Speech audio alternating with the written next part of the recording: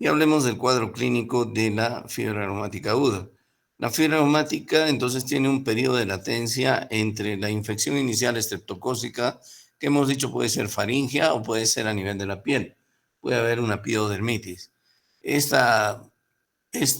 periodo de incubación va de 1 hasta 6 semanas, en promedio 3 semanas, hasta que el paciente presenta las primeras manifestaciones de fiebre reumática.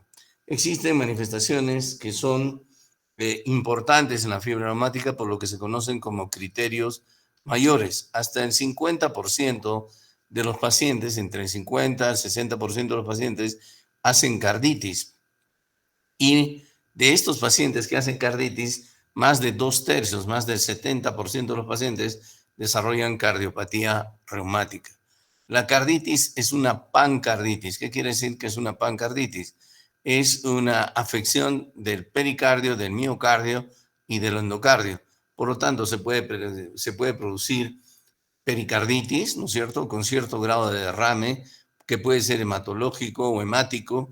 Rara vez produce taponamiento. Se puede producir miocarditis, que produce falla cardíaca, dilatación transitoria del ventrículo izquierdo con insuficiencia cardíaca, con todos los signos de insuficiencia cardíaca. Sin embargo, la marca de la carditis reumática es la inflamación valvular.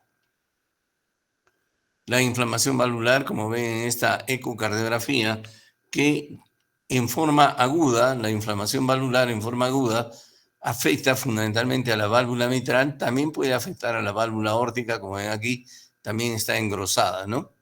También está engrosada. La afección de la válvula aórtica pura, es decir, la afección aislada de la válvula aórtica, es rara en los pacientes con fiebre reumática. Generalmente se afecta la válvula mitral únicamente o se afecta la válvula mitral asociada a una inflamación de la válvula aórtica. La inflamación de la válvula mitral en forma aguda produce insuficiencia mitral. Insuficiencia mitral. El problema es cuando el paciente, como hemos mencionado ayer, cae en la fase recurrente o policíclica de la fiebre reumática. Estas recurrencias de la fiebre reumática ocasionan engrosamiento, cicatrización y calcificación de la válvula mitral. Este proceso de engrosamiento y calcificación de la válvula mitral también está favorecido por el trastorno del flujo que ocurre a nivel de la válvula mitral debido a la inflamación de la válvula mitral. Y finalmente, la calcificación, engrosamiento y cicatrización de la válvula mitral termina por producir la lesión que con mayor frecuencia produce la fiebre reumática. ¿Cuál es? La estenosis mitral. Las valvas de la válvula mitral se engrosan, se calcifican y se cicatrizan, y el orificio de la válvula mitral queda reducido en forma notable y el paciente desarrolla estenosis mitral. De modo que en forma aguda, cuando el paciente tiene fiebre reumática aguda y carditis por fiebre reumática aguda, ese paciente en la ecocardiografía va a presentar insuficiencia mitral. Pero cuando el paciente desarrolla cardiopatía reumática, o la secuela de la carditis suele ser con mucha frecuencia la estenosis mitral o incluso la doble lesión mitral, estenosis más insuficiencia. Es una válvula que finalmente no abre ni cierra adecuadamente.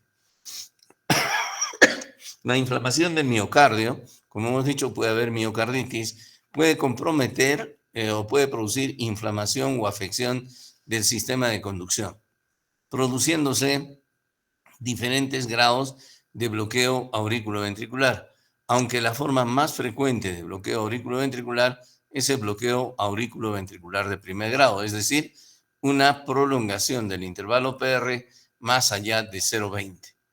Más allá de 0,20. Como hemos dicho, esto no es frecuente en niños. El bloqueo auriculoventricular de primer grado es más frecuente en las personas de edad avanzada, en mayores de 65 años. Cuando esto lo vemos en un niño, es probable que sea un fenómeno inflamatorio, ¿no? La anatomía patológica a nivel muscular, por la evidencia de que hay inflamación en el músculo, es la presencia de los nódulos de Aschoff. La manifestación más frecuente, ya hemos dicho que la carditis se produce entre el 50 y 60% de los pacientes, pero que la cardiopatía reumática se desarrolla en el 70% de los pacientes que hacen carditis, eso es diferente. La manifestación más frecuente de la fiebre reumática es la artritis, ¿no? Que se produce hasta en el 60-75% de los pacientes. La artritis que tiene características especiales, ¿no? Es una artritis la mayoría de veces. Es una artritis. Es decir, existe dolor, rubor, tumor, inflamación, evidencia de inflamación en diferentes articulaciones. Y es una artritis que afecta varias articulaciones. Además, es una artritis migratoria. ¿Qué quiere decir que es migratoria? Que cura espontáneamente y cuando está curando una articulación, se afecta otra articulación. Característicamente, la artritis afecta articulaciones grandes, moderadas y grandes, no afecta articulaciones pequeñas, no afecta las articulaciones de los dedos. Característicamente afecta tobillos, rodillas, caderas, codos, hombros, y entonces, el apellido, el nombre y apellido de la artritis que produce que produce la fiebre reumática es poliartritis migratoria. Migratoria, como les digo, que quiere decir que está curando espontáneamente una articulación afectada y en cuestión de horas se comienza a afectar la otra articulación. Otra característica de la artritis es que es invalidante, por eso que ven ustedes aquí la niña está en silla de ruedas, no puede caminar. La artritis es invalidante y es muy sensible al uso de antiinflamatorios. Tan sensibles al uso de antiinflamatorios que se aconseja no utilizar los antiinflamatorios si no estamos seguros del diagnóstico de fiebre que el paciente o que el paciente tenga fiebre reumática. La La otra afección de la fiebre reumática es la corea de Sydenham. La corea de Sydenham es una afección neurológica caracterizada por movimientos generalmente de la cabeza, movimientos involuntarios de la cabeza y de la lengua. A veces suele ser muy leve y otras veces suele ser muy severa y puede afectar incluso el desenvolvimiento habitual del paciente. La corea es más frecuente en las mujeres y tiene un periodo de incubación más prolongado que puede ir hasta de 6 meses, un periodo de incubación. Rara vez la corea está asociada a otras manifestaciones de fiebre reumática, salvo que existe una asociación frecuente con carditis. Entonces es muy común que el paciente con corea sea mujer y que pueda estar asociada a carditis.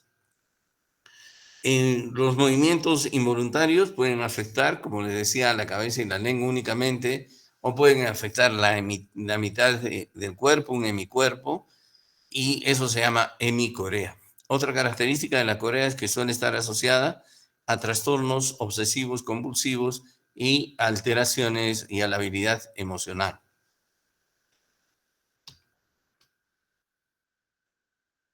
Dentro de las manifestaciones más raras, entonces las manifestaciones más comunes son carditis, artritis. La corea no es muy común, depende de la población y de la investigación de esta manifestación. Puede ir desde menos 5% hasta un 20% de los pacientes. Manifestaciones menos comunes, aunque esas, menos del 5%, son los nódulos subcutáneos.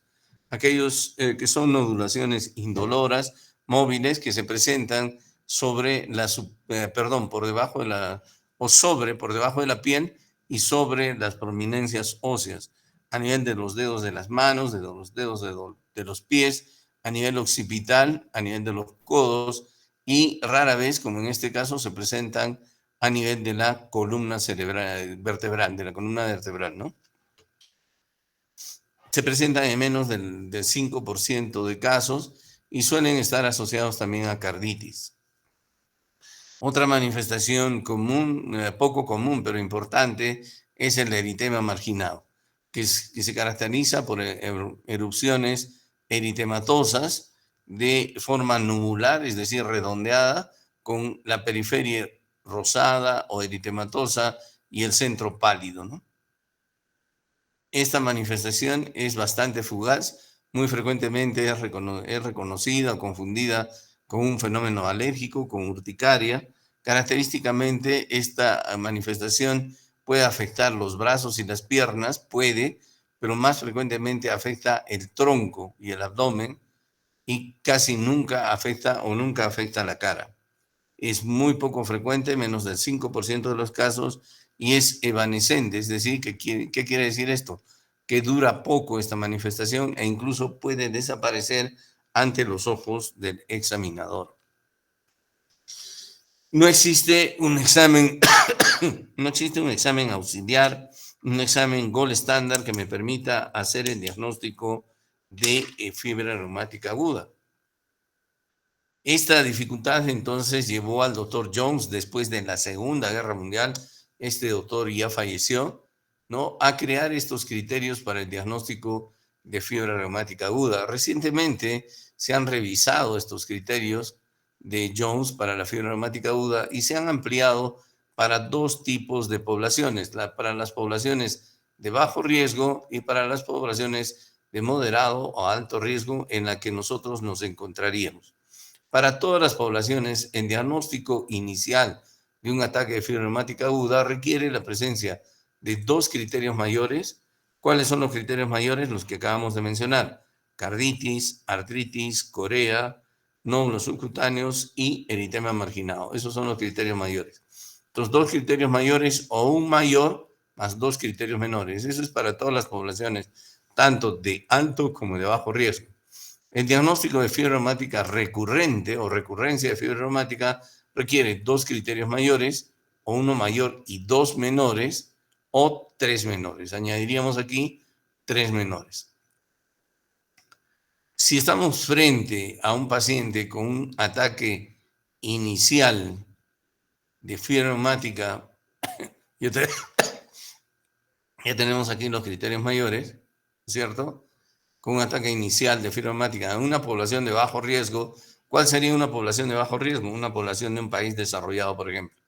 Hacemos esto, juntamos dos criterios mayores o un mayor más dos criterios menores, se acabó. Pero si estamos en una población de moderado o alto riesgo, podemos considerar la artralgia, pero que tiene la misma característica de la artritis, es decir, hay dolor, no hay artritis, pero sí es migratoria, y sí afecta a las articulaciones grandes. A veces puede haber una monoartritis aséptica.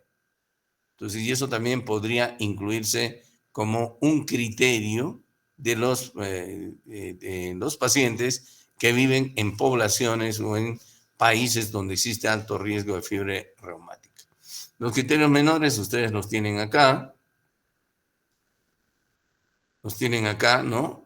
Poliartralgia, fiebre, velocidad de sedimentación glomerular, proteína C reactiva, monoartralgia, etcétera. Juntamos dos criterios mayores o un mayor y dos menores o tres menores y podemos hacer el diagnóstico tanto de un ataque inicial de fiebre reumática o de un ataque recurrente de fiebre reumática.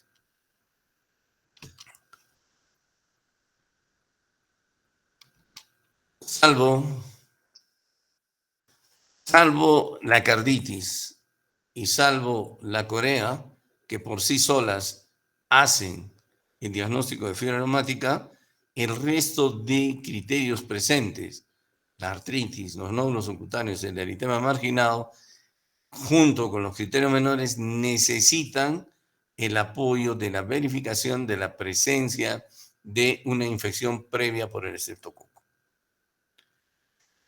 ¿Qué otros exámenes podemos hacer en los pacientes con fiebre reumática? Obligatoriamente tenemos que hacerle un hemograma completo. Ya hemos visto velocidad de sedimentación, proteína C reactiva. Debemos descartar endocarditis si el paciente persiste con fiebre, en el electrocardiograma para ver si tiene bloqueo auriculoventricular de primer grado, un ecocardiograma, un cultivo de secreción faríngea, especialmente para detectar estreptococo y para que sea parte de nuestro arsenal para apoyar el diagnóstico, verificando que el paciente estuvo en contacto o tuvo una infección. Lamentablemente, la mayoría de veces estos cultivos salen negativos y otras veces el antecedente de infección faríngea o de infección cutánea no es recordado por el paciente. Por lo tanto, el análisis que es más utilizado para verificar la presencia de una infección por estreptococo son las antiestreptolicinas o la anti-DNasa, ¿no? Sin embargo, hay que tener algún cuidado con esto, porque la presencia exclusiva de antiestreptolicinas sin ningún criterio de fiebre reumática no es diagnóstico de fiebre reumática, es simplemente evidencia que el paciente estuvo expuesto al estreptococo. Es decir, yo para hacer el diagnóstico de fiebre reumática tengo que tener mis dos criterios mayores, mi menor más dos criterios menores, más la evidencia que el paciente estuvo asociado a infección por estreptococo, que puede ser por el cultivo o puede ser por las antiestreptolicinas. Si solo tengo antiestreptolicinas y no tengo ninguna evidencia de fiebre reumática, ningún criterio ni mayor ni menor, ese paciente no tiene fiebre reumática. Estuvo expuesto, pero gracias a Dios no hizo, ¿no? Entonces, el estándar de oro para la identificación de la infección por estreptococo del grupo A es el cultivo de secreción faríngea. Sin embargo, como les he dicho rara vez esto sale positivo, por lo que lo más común es que nosotros utilicemos la antiestreptolicina O, ¿no es cierto?, como evidencia de infección previa por estreptococo beta hemolítico del grupo A. Los niveles de anticuerpos dependen de la edad. De 4 a 5 años yo considero positivo si mi antiestreptolicina viene 120 unidades por mililitro o más. De 6 a 9 años, si está en 480 unidades internacionales por mililitro o más, y de 10 a 14 años, 320 unidades. Hasta el 20% de los pacientes con fiebre reumática no tienen títulos anormales.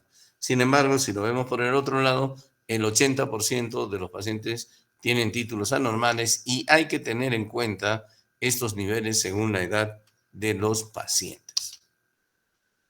En tratamiento de la fiebre reumática, como les mencioné, no existe un tratamiento que termine la enfermedad. En realidad lo que hacemos es abortar en la evolución de la enfermedad, pero el ataque dura 12 semanas. Si lo dejáramos sin tratamiento, el ataque duraría 12 semanas.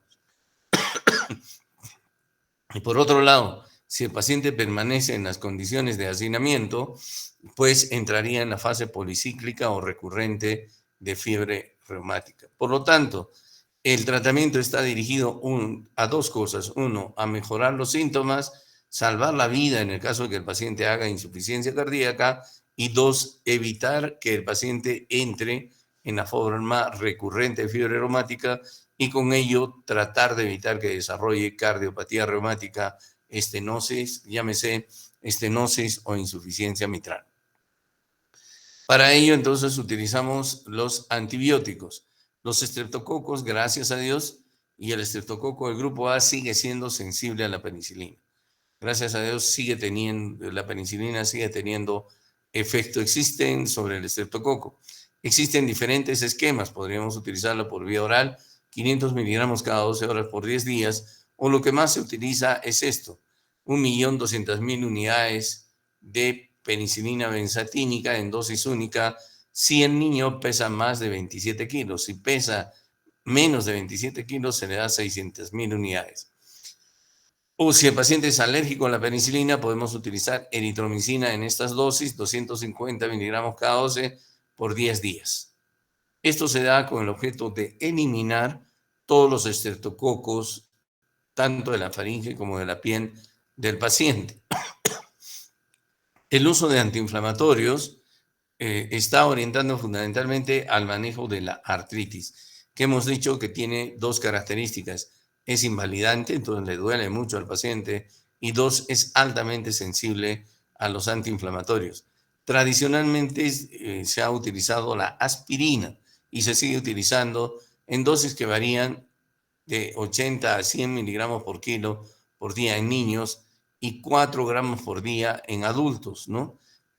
Se puede después bajar la dosis hasta 60 a 70 miligramos después de 2 semanas y verificando la evolución adecuada del paciente, y se le da por 2 a 4 semanas más. Hay que tener cuidado con dos cosas. Cuando se utilizan dosis muy altas, el paciente puede desarrollar salicilismo con vómitos, tinnitus, y las dosis altas de aspirina puede favorecer el desarrollo de gastritis. Por lo tanto, tenemos que utilizar protectores gástricos cuando utilicemos aspirina. Estas dos cosas, la frecuencia de gastritis con dosis altas de aspirina en niños y el peligro del salicilismo, ha hecho que algunos cardiólogos o algunos especialistas utilicen naproxeno, que también puede producir gastritis, pero que tiene la ventaja que se utiliza en dosis menores y se administra 2 veces por día.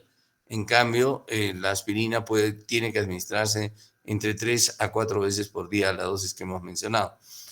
El naproxeno puede utilizarse y se ha comprobado que es útil en dosis de 10 a 20 miligramos 2 veces por día con el mismo esquema, por lo menos por 2 semanas, y luego se puede reducir un poco la dosis hasta completar 4 semanas de tratamiento. En insuficiencia cardíaca han habido algunos reportes de que los glucocorticoides disminuyen la inflamación en los pacientes con carditis severa. Sin embargo,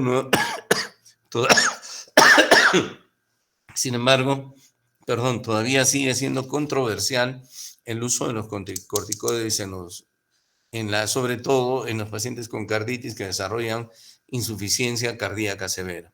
Algunos expertos lo recomiendan cuando existe esta condición y se utiliza prednisona 1 o 2 miligramos por kilo, máximo 80 miligramos, de unos pocos días hasta un máximo de 3 semanas, y obviamente le damos todo el manejo de la insuficiencia cardíaca que conocemos. Le damos ECA inhibidor, espironolactona, beta bloqueadores. Lo que no está comprobado todavía es el uso de los inhibidores SGLT2. Empaglifosina y dapaglifosina no se ha probado en estos casos. En cuanto a la corea, tanto la carditis como la corea son suficientes para hacer el diagnóstico de fiebre reumática aguda. Las dos tienen un periodo de incubación prolongado que puede ir hasta de 6 meses, y su sola presencia ya es suficiente para hacer el diagnóstico de fiebre reumática aguda. La corea se debe tratar, a veces cuando es leve solamente se trata con reposo y un ambiente tranquilo, pero cuando ya existe compromiso de los movimientos, tanto de la cabeza, de la lengua o del resto del cuerpo, se aconseja utilizar carbamazepina o valproato de sodio, más no haloperidol, hasta 1 o 2 semanas después que los síntomas se han resuelto. Ahora sí está aconsejado que en los casos de corea severa se puede utilizar corticoides, prednisona a 0,5 miligramos por kilo, porque se ha visto que en casos de corea severa esto favorece la resolución del problema más rápidamente. No es necesario que se pueda utilizar inmunoglobulina G endovenosa en los pacientes. No se aconseja en la actualidad, no se ha visto ningún tipo de beneficio con la inmunoglobulina G en el tratamiento de la corea. Bien, ¿qué hacemos pues cuando el paciente hace fiebre reumática aguda? Nosotros podemos hacer prevención primaria, como hemos mencionado, y también podemos hacer prevención secundaria. La prevención primaria está en relación a la mejora de las condiciones de vida, pero eso no depende de nosotros, sino depende de la gente que maneja la política de nuestro país, ¿no es cierto? Y ya les vuelvo a repetir, si alguna vez alguno de ustedes está en un puesto de liderazgo, político, acuérdense de su tierra, acuérdense de su país, de su pueblo. No importa si no están en Cusco, si están trabajando en Tamborocoto, o están en Lima, o están en el norte. Entonces, acuérdense de ustedes mismos, de nuestra gente, y hagan algo por mejorar sus condiciones de vida. Eso no depende de nosotros, pero si alguno de ustedes opta por la política, no está de más decirles eso.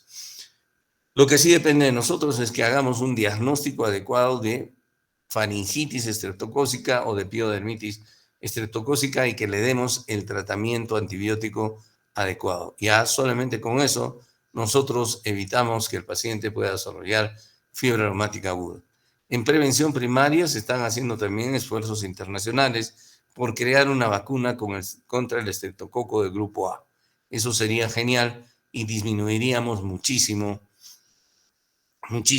la afección por cardiopatía reumática. Lamentablemente, hasta ahora no existe esa vacuna, pero Dios quiere, en algún momento sí va a existir. Bueno, tratamos de hacer la prevención primaria, pero sin embargo no lo logramos y el paciente hizo fiebre reumática. Entonces tenemos que hacer profilaxis secundaria de la fiebre reumática. ¿Cuál es el objetivo de la profilaxis secundaria? El objetivo es que el paciente no entre en las formas recurrentes o policíclicas de fiebre reumática y, por supuesto, no desarrolle cardiopatía reumática, llámese estenosis o insuficiencia mitral o estenosis o insuficiencia aórtica. Para la profilaxis secundaria tenemos varios esquemas recomendados. Si el paciente hizo fiebre reumática sin carditis, entonces le damos profilaxis secundaria por 5 años después del último ataque o incluso hasta los 21 años de edad, o a veces puede ser un poco mayor. Si el paciente hizo carditis pero no tiene enfermedad valvular residual, por 10 años o hasta los 21 años. Si el paciente hizo fiebre reumática y ya tiene enfermedad valvular, se le da por 10 años después del último ataque o hasta los 40 años o incluso puede ser de por vida. Y los esquemas de profilaxis que se utilizan, el más común es el de la penicilina benzatínica, intramuscular cada 4 semanas. Se puede utilizar penicilina por vía oral 2 veces al día o sulfadiazina, o podemos utilizar los macrólidos y la dosis varía. Si no, lo más utilizado es de 1.200.000 unidades intramuscular cada 4 semanas. A veces se puede dar cada 2 semanas inclusive, ¿no? Entonces, esto no ha variado, esto es del Harrison del 2025 y esto no ha variado desde el 2020, ¿no? Con carditis, 10 años o hasta los 40 años. Con carditis, pero no tiene enfermedad valvular, 10 años, ¿no? O hasta los 21 años, ¿no? Y sin carditis, 5 años o hasta los 21 años. Lo cierto es que estas no son conclusiones mías. Es muy importante que la fiebre reumática continúa siendo un problema de salud ligado a la falta de educación y falta de acceso a los niveles de salud en países en desarrollo, ¿no? Ayer yo les hablaba y les decía que el COVID había sido muy mal manejado en el país, que el Perú había sido el país con mayor mortalidad a nivel mundial en relación a su población. No significa que se ha muerto más que Estados Unidos, pero en relación a mi población a mi población total, se han muerto mucho más personas en el Perú. Y en esto ha influido ¿qué cosa? La falta de educación. Y en la falta de educación está la falta de consideración al prójimo, ¿no es cierto? La falta, el respeto al prójimo, a los derechos de los demás. Y la gente, incluso ahora no hemos aprendido nada, hay sarampión y la gente no usa mascarillas cuando va al hospital. Depende de nosotros como médicos saber identificar las complicaciones de la cronicidad de la enfermedad reumática, ya que la edad de la incidencia hace que sea un padecimiento principalmente observado por el pediatra. La verdad es que en nuestra realidad el pediatra casi no ve estos pacientes. Lo ve quienes lo ven, el SERUM. Así que ustedes cuando se gradúen y vayan al SERUM, traten de identificar bien en nuestro paisanito que va a venir a la posta con sus mocos al aire, traten de identificar bien si tiene una faringitis estreptocócica en cualquiera que les parezca un resfrío.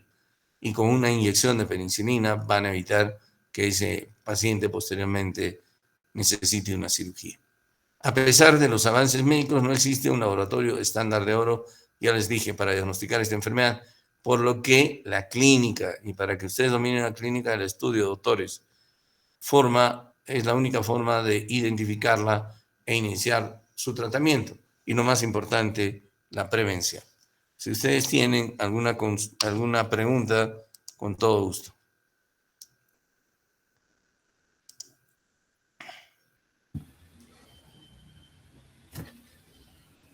Por mi parte no, doctor.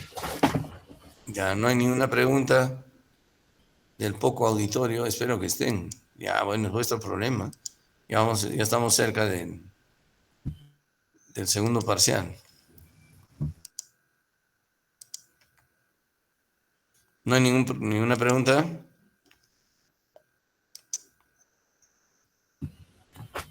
Creo que no, doctor. Ok. Entonces, hablemos unos minutos acerca de estenosis mitral. Entonces, acabamos de terminar de hablar de fiebre reumática y hemos dicho que la consecuencia de la cardiopatía reumática es la estenosis mitral. ¿Y cómo definimos estenosis? Definimos estenosis como una dificultad de cualquier válvula para abrirse. Es una válvula que no abre bien. Y si hablamos de estenosis mitral, es una válvula que no abre bien en diástole, ¿no? Es una reducción del área valvular mitral en diástole, porque la válvula mitral se abre en diástole, ¿no?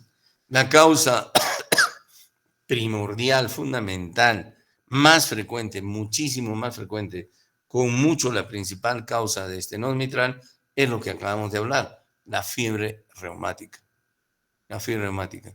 Otras causas de estenosis mitral son bastante menos frecuentes y más raras. Puede haber causas congénitas como la válvula en paracaídas o el córter atriatum, la calcificación severa del anillo valvular mitral que se extiende hacia las válvulas, el lupus eritematoso sistémico, la artritis reumatoide, el mixoma y la endocarditis con vegetaciones grandes, sobre todo, como les dije el otro día, la endocarditis micótica nos puede producir obstrucción de todas estas siguientes condiciones, nos pueden producir obstrucción del tracto de entrada del ventrículo izquierdo, del tracto de entrada del ventrículo izquierdo, pero son mucho menos frecuentes. La causa principal es la fiebre reumática, como acabamos de revisar. En el 40% de los casos, la estenosis mitral es pura, es decir, solo hay estenosis mitral. Sin embargo, en el resto de los casos, la estenosis mitral está asociada, como les he mencionado, como hemos hablado de la fisiopatología de la fiebre reumática, en el resto de los casos está asociado a cierto grado de insuficiencia mitral, entonces el resto de los casos pueden tener estenosis más insuficiencia asociadas a predominio de cualquiera de las dos, o está asociada a, a enfermedad de la válvula aórtica, que puede ser insuficiencia aórtica o puede ser estenosis aórtica, ¿no? Vuelvo a repetirles, entonces, secundaria a fiebre reumática en la mayoría de los casos, aunque solo existe el antecedente en la mitad de los casos, ¿no? Es a veces un poco difícil encontrar el antecedente de fiebre reumática de un paciente en el cual ya diagnosticamos estenosis mitral. Como dijimos también ayer, la fiebre reumática no tiene afección predilecta por algún sexo, es decir, afecta por igual a varones como a mujeres. Sin embargo, cuando se desarrolla cardiopatía reumática, son las mujeres las que están más afectadas con una frecuencia de 2 a 1, ¿no? Por eso es que los pacientes con estenosis mitral, en 2/3 partes, son mujeres. Los pacientes que desarrollan estenosis mitral, 2/3 de ellos son mujeres, ¿no? El área valvular mitral normal es este área, así de 4 a 6 centímetros. Y cuando se produce estenosis mitral como consecuencia de la fiebre reumática y del proceso ese que hemos hablado de inflamación, cicatrización, engrosamiento y calcificación, se reduce muchísimo el área valvular mitral y la válvula adquiere una forma de embudo y con este aspecto de boca de pescado, ¿no? Boquita de pescado. Se afecta todo el aparato valvular mitral. No solamente se afectan las valvas, sino también se puede afectar el anillo valvular, las cuerdas tendinosas y los músculos papilares, ¿no? Se produce afección de los bordes de las valvas, las comisuras se fusionan, las cuerdas tendinosas se acortan y se fusionan, los músculos papilares se engrosan y este proceso lleva a alteraciones del flujo sanguíneo. La alteración del flujo sanguíneo, la inflamación, la cicatrización, el engrosamiento y la calcificación llevan a un endurecimiento de las valvas, a una inmovilidad de las valvas y una reducción del área valvular mitral, dándole esta característica forma de boca o boquita de pescado, y se reduce muchísimo el área valvular mitral. Entonces, cuando existe afección de la válvula, hay nódulos pequeños que se desarrollan en el borde valvular, se produce, como les dije, engrosamiento y fusión de las comisuras, de las valvas, de las cuerdas y de los músculos papilares.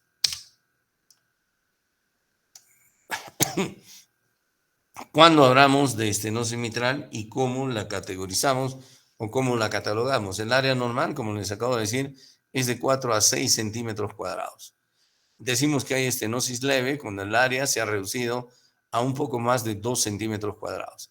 Estenosis moderada de 1.6 a 2 centímetros cuadrados, a 1.99 diríamos, estenosis moderada. Estenosis severa de 1 a 1.5 o 59 a 1.5 centímetros cuadrados. Y estenosis muy severa o estenosis crítica cuando el área es menor de 1 centímetro cuadrado. Cuando el área es menor de 1 centímetro cuadrado. Y entonces esto está reconocido todavía, simplemente para decirles que esto está reconocido todavía desde el año 2014, en que hablamos de estenosis muy severa o crítica con un área menor de 1 centímetro cuadrado, estenosis severa, un área menor de 1.5 centímetros cuadrados, y estenosis leve, como hemos dicho, menor de 2 centímetros cuadrados. Bien, yo creo que son 4:40. Yo creo que nos quedamos ahí y ya nos veríamos el lunes. El viernes nos vemos con las personas que han pedido la revisión de su prueba. Voy a estar ahí hasta